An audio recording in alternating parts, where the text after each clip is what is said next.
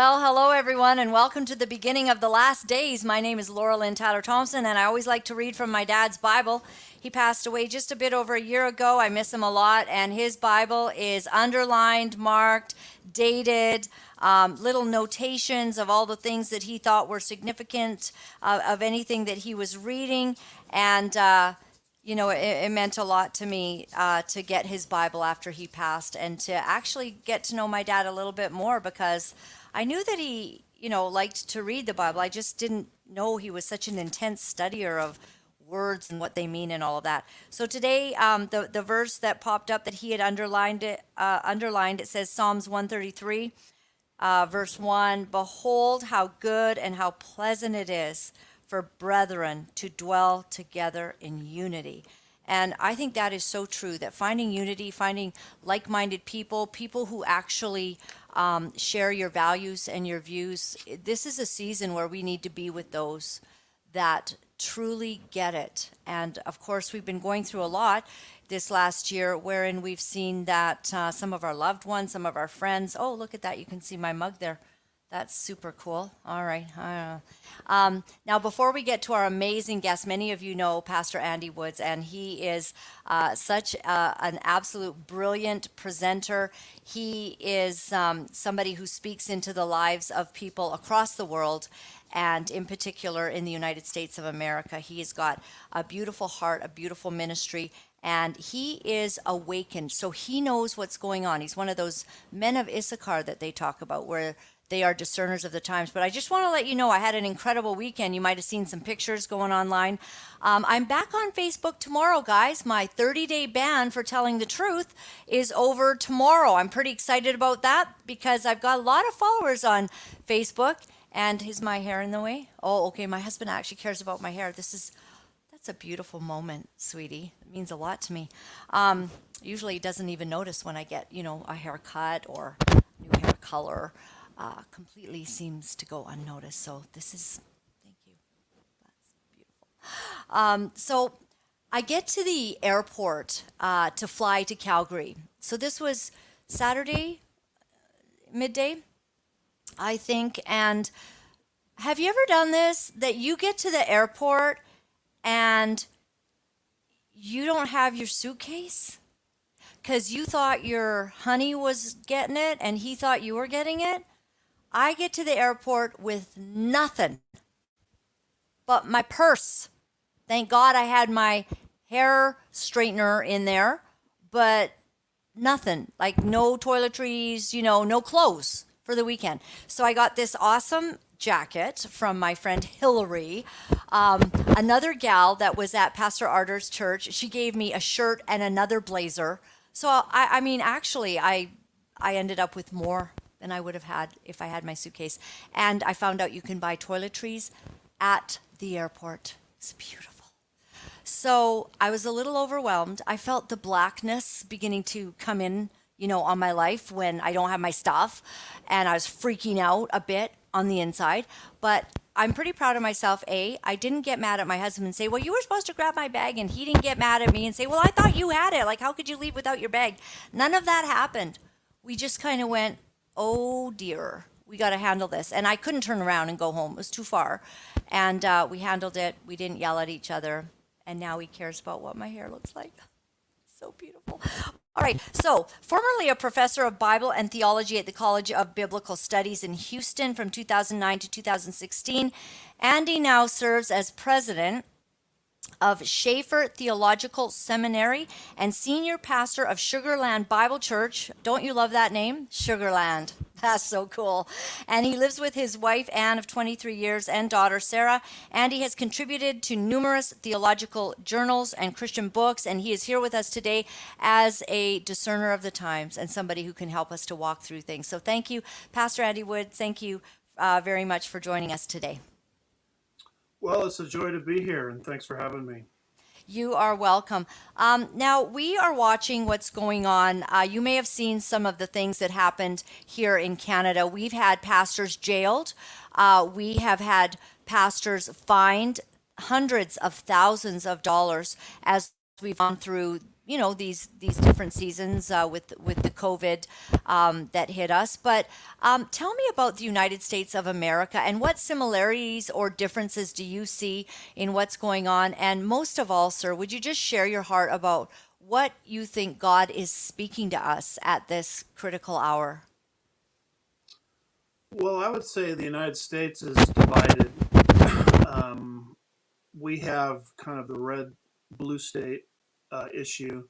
We have some states like my own state of Texas, that are very conservative.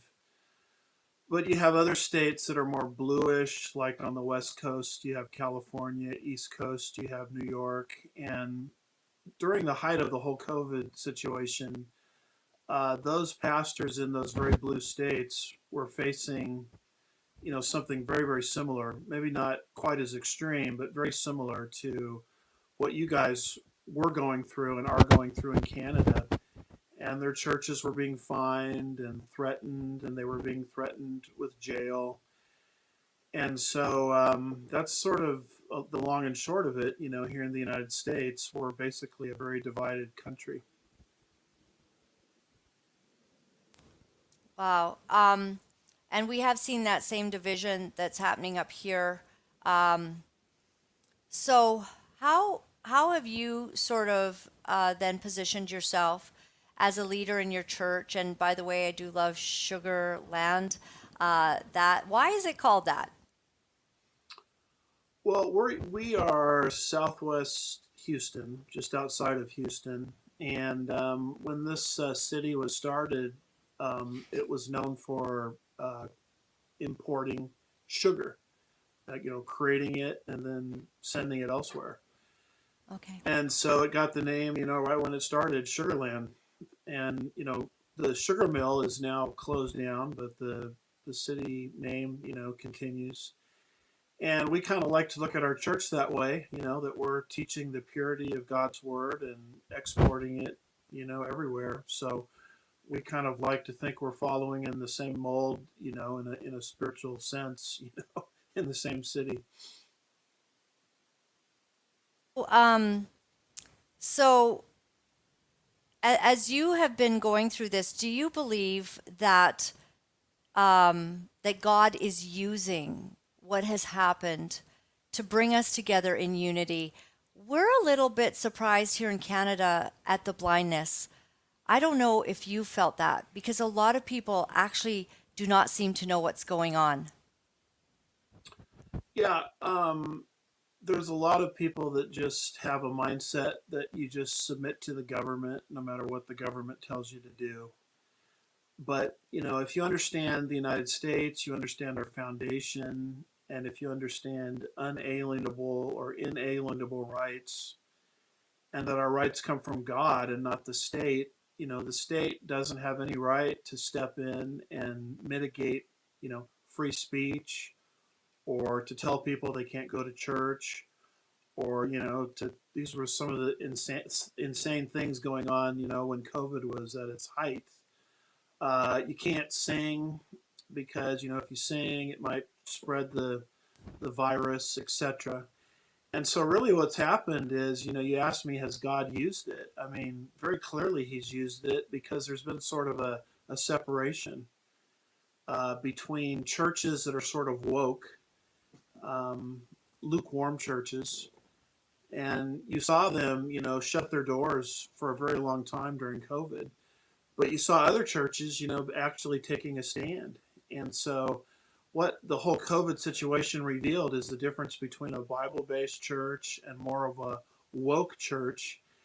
And every single conservative, Bible oriented ministry that I know of, every single one of them has told me the same thing that their attendance, their budget, their numerical count on social media, everything increased when COVID hit. And it was almost like God, was rewarding, those churches that were going to be faithful to Him, regardless of what the state says. And so every single church, our church included, enjoyed a tremendous uptick, in everything. The moment people could see that we were a principled church and we weren't just sort of an appendage of, Fauci and the Biden regime, and other churches that were woke. It became obvious what they were about too. And so I mean, there's no doubt in my mind that God has used the last couple of years, very strategically. One of the things that I greatly admire about you is you're not afraid to tell the truth, to speak about what's on your mind from the pulpit, which I think is lacking in many churches, especially that we're seeing here in Canada and, of course, across the United States. A lot's going on. I mean, here in Canada, we've got the United Church that's having drag queens read stories to the Sunday school kids. So we've got a big problem. But I'd like to play a clip of one of the things that you've said and to show a little bit about, the authenticity and the courage that you show. Take a look. Race theory. Critical race theory is a worldview. We know it's a worldview because it answers all of the questions that Christianity answers. Who am I? The Bible tells you that, a special creation from God. Where did I come from? From God's design. Why am I here? To glorify God. Where am I going? To heaven. How can I get there? Through Jesus Christ. Critical race theory comes along and says we have answers to all those questions too, but we're going to answer the same question differently. Who are we? Not image bearers of God, but you're a member of a group. It's all about group. The fancy name for this is political identity, special identity. The focus isn't the fact that you are an image bearer of God, but you're in an oppressed group. Critical race theory. What is our problem? We would say our problem is sin. Critical race theory says no, the problem is oppression. All the talk is about oppression, not the fact that we are dead in our trespasses and sins and need Jesus, but you're part of an oppressed group. What is the new birth? The Bible says the new birth is regeneration. Titus 3 verse 5. The impartation of divine life. What is regeneration in critical race theory? It's being woke. Wokeness. You've got to read all of these books and listen to all of these seminars because you need to be woke. What does that mean?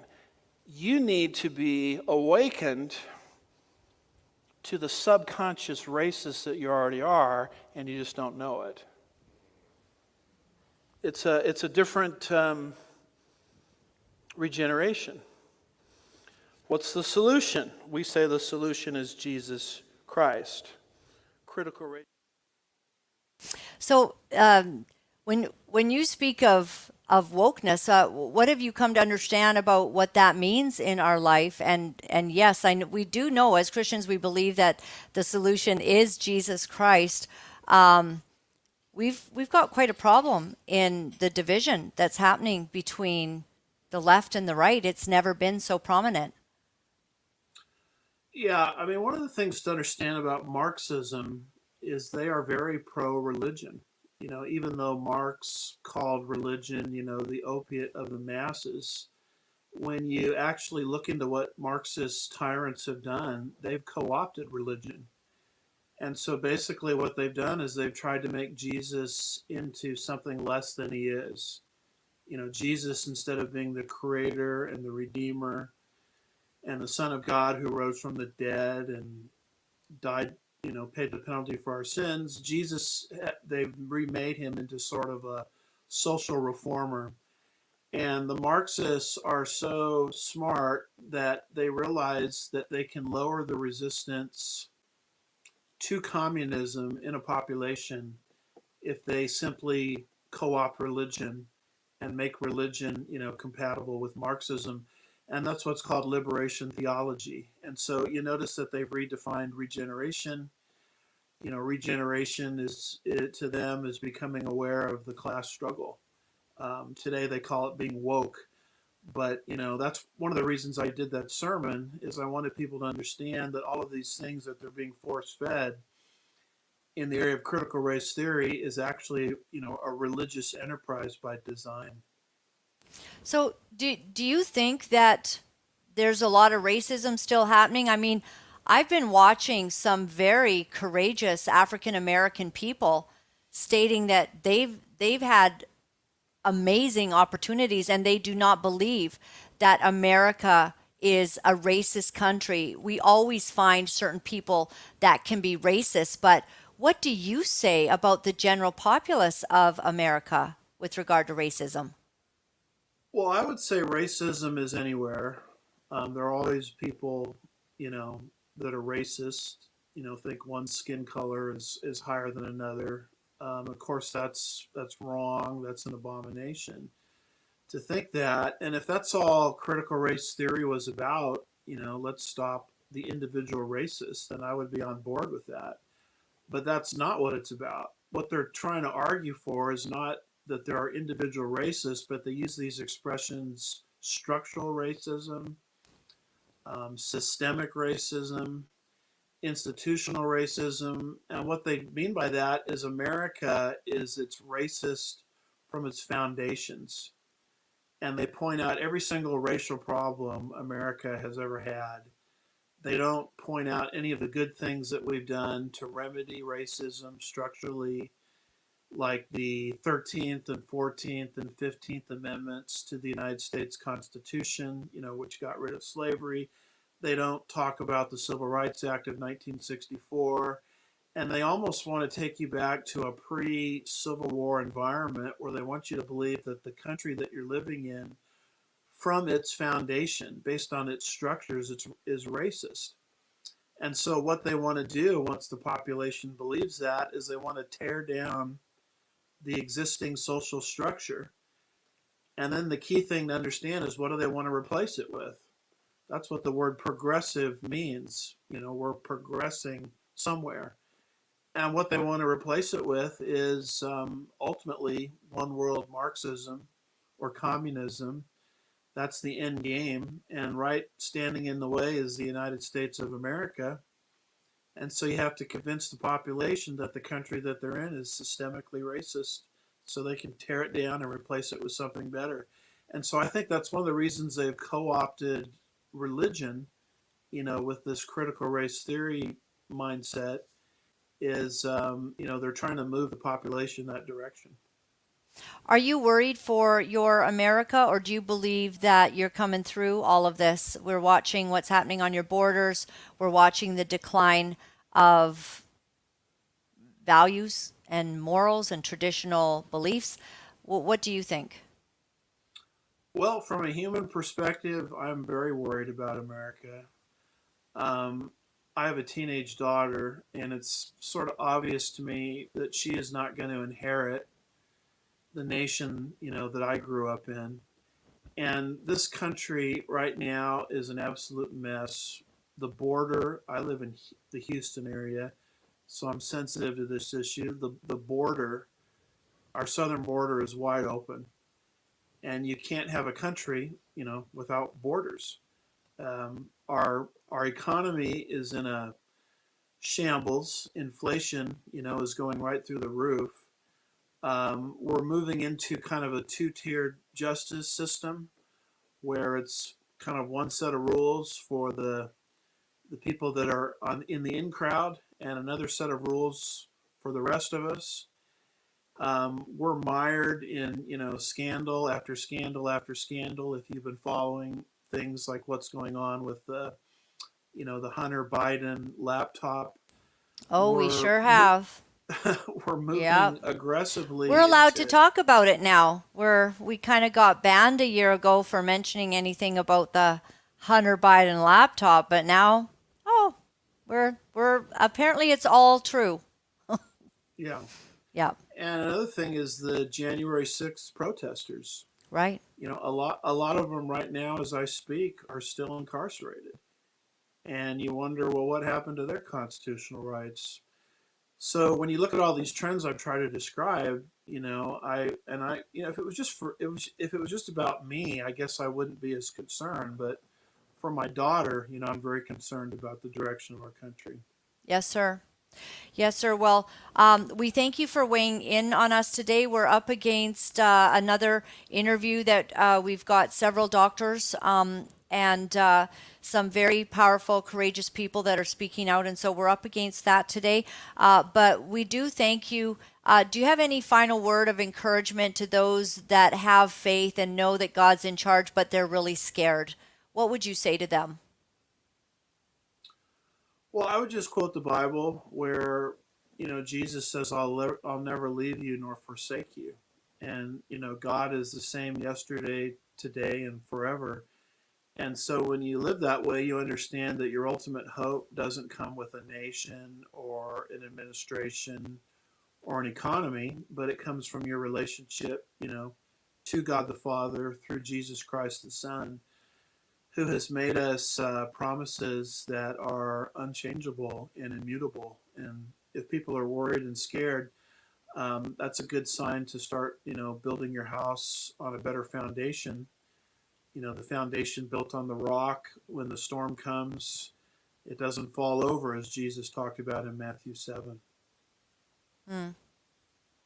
Well said, sir. And I just thank you for your continued courage, the way that you speak out, the way that you show us the path to truth and to not be cowards at this day. We know that Revelation says that listed first of those who do not enter the gates of heaven is the cowards. And you teach us how to be courageous. And I thank you for that. Thank you for your time today. Thanks for having me. I love being here. God bless you. Thank you. God bless you. Thank you so much. I like him, and you should watch him on YouTube and all of his teachings. He's absolutely wonderful. So we have some Ontario doctors that are going to be raising and are raising charter claims against CPSO. On the line today, we're going to have Michael Alexander. He is counsel for doctors Mark Trozzi, Patrick Phillips, and Crystal. Oh dear, that's a tough name. Luchkiw, let's say, announced today. Well, they've been going through a discipline tribunal of the College of Physicians and Surgeons in Ontario, and we want to get the latest of what's happening with them. And we've been seeing some very courageous doctors. I've been traveling with Dr. Mackis. We've got any number, Dr. Charles Hoff, a real hero from my province of British Columbia. We've got doctors that are speaking out, that are unwilling to be silent at this hour with what is going on. And so I just want to welcome them to the show. And then we do have Dr. Patrick Phillips, who will be getting on as soon as he can on the link that we just let go when we had Pastor Andy Woods on. And so welcome everyone to the show. Thank you very much for being here. Dr. Trozzi, you are truly a hero to us, and I see all of the information that you're putting out there and writing your newsletters, and I'm on that feed, and I always want to know what you're saying, because this is, I'll start with you. How are you doing? It's been a while since we've had you on the show. Uh-oh. Just... your audio. Check My your fault. audio. There we go. Can you hear me now? Yeah, we can hear you now. Go ahead. Hey, Laura-Lynn. Sorry Hey. about that. I seem That's to have okay, lost Dr. your Trozzi. picture. Yeah. Well, thanks so much for having us. Thanks for everything you're doing. It's so refreshing. I really love our real journalists in Canada. You being just right there at the top of the list in that small group. So thanks for everything you're doing. In terms of how I'm doing, well, like yourself and the good minister that we were just listening to, living in a very bizarre dystopian time. I think for all of us, it's there's definitely a sad side to what we've been put through for the last 3 years, what we're up against. But at the same time, what a great time to be on the right side of history. I'm very proud of the work we're doing. I'm very proud to be with Patrick Phillips, Crystal Luchkiw, Michael Alexander, and really hundreds of doctors across this country who've kept our ethics in science. So, and we're up for the challenges ahead. That is so wonderful to hear. And I know that it's a very high price that you're all paying in order to do this, and so that means a lot to us. And you know, Dr. Trozzi, when I'm traveling with Dr. Makis and the different ones that are daring to speak, the audience is hundreds and hundreds of people stand to their feet in applause, and you can bet that the audience that's watching today is just absolutely cheering you on with what you're doing, how you're standing, anything that you have to bring before the court. We stand with you. And so we're looking forward to hearing about that. We're going to let go of YouTube, I think, right now, because YouTube, if you guys want to watch and you want to continue to see, this is groundbreaking stuff that we're going to be talking about. Just please go over to our Rumble channel, our BitChute channel. You can go to Odyssey. You can go to Twitter. Twitter is a live feed. Go to my channel at Laura-Lynn TT and watch the rest of the interview. But we want to respect YouTube's rules right now, and sometimes they don't like all the things that we put out. So we're going to let them go, and we hope that you'll follow us over to the other channels. If I could then go to